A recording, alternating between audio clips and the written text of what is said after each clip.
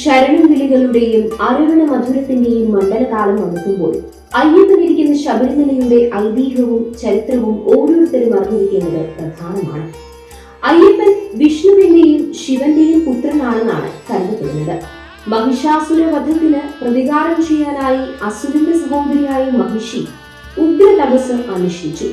ശിവവിഷ്ണു സംയോജനത്തിൽ ജനിക്കുകയും മനുഷ്യനായി ജീവിക്കുകയും ചെയ്യുന്ന ഒരാൾക്ക് തന്നെ വധിക്കാനാകുമെന്ന വരം നേടി.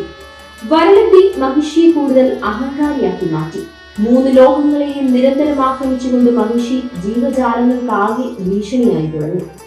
അവസാനം നിവൃത്തിയില്ലാതെ മഹാവിഷ്ണു മോഹിനി വേഷം ധരിക്കുകയും ശിവസംയോഗത്തിലൂടെ ശാസ്താവിന് ജന്മം നൽകുകയും ചെയ്തു. ശാസ്താവ് മനുഷ്യപുത്രനായി ജീവിച്ചെങ്കിൽ മാത്രമേ മഹിഷിയെ വധിക്കാനാവുകയായിരുന്നുള്ളൂ. അതുകൊണ്ട് കുഞ്ഞിനെ കഴുത്തിലൊരു മണി കെട്ടി പമ്പാതീരത്ത് കിടത്തി. ഈ സമയത്താണ് പന്തളം രാജാവ് നായാട്ടിനായി പമ്പാതീരത്ത് എത്തിയത്. കുട്ടികളില്ലാതെ വിഷമിച്ചിരുന്ന രാജാവ് ആ സുന്ദരനായ ആൺകുട്ടിയെ എടുത്തു വളർത്താൻ തീരുമാനിച്ചു. കഴുത്തിൽ മണി ഉണ്ടായിരുന്നതുകൊണ്ട് മണികണ്ഠൻ എന്ന പേരിട്ട് വിളിച്ചു. തന്റെ കൊട്ടാരത്തിലേക്ക് കൊണ്ടുപോയി വളർത്തുമകനാക്കി. എന്നാൽ അധികം കാലം കഴിയുന്നതിന് മുന്നേ പന്തളം രാജാവിന് സ്വന്തമായി മകൻ ജനിക്കുകയും ചെയ്തു. അപ്പോഴേക്കും മണികണ്ഠകുമാരൻ ആയോധന കലകളിലും വിധിയിലുമെല്ലാം നിപുണനായി മാറിയിരുന്നു. മണികണ്ഠനെ യുവരാജാവായി വാഴിക്കാനായിരുന്നു പന്തളം രാജാവിന്റെ ആഗ്രഹം.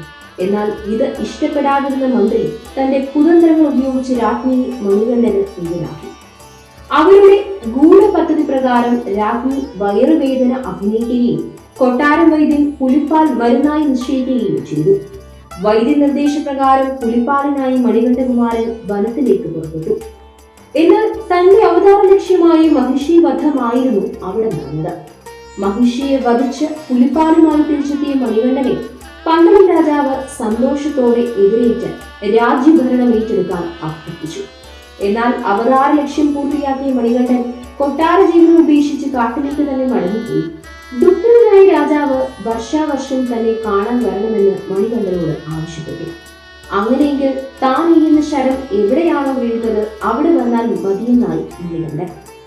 അമ്പ വീണ സ്ഥലത്ത് പന്തളം രാജാവ് ക്ഷേത്രം നിർമ്മിച്ചു. അയ്യപ്പനോട് മന്ത്രി ചെയ്ത പാപത്തിൽ നിന്നും മുക്തി നേടാനാണ് 41 ദിവസത്തെ വ്രതവും വർഷം തോറുമുള്ള തീർത്ഥയാത്രയും എന്നാണ് ഐതിഹ്യം. വീഡിയോ ഇഷ്ടപ്പെട്ടാൽ ലൈക്ക് ചെയ്യുക, ഷെയർ ചെയ്യുക. നമ്മുടെ നാട്ടിലെ നമ്മുടെ വാർത്തകൾ അറിയാൻ DN24 സബ്സ്ക്രൈബ് ചെയ്യുക.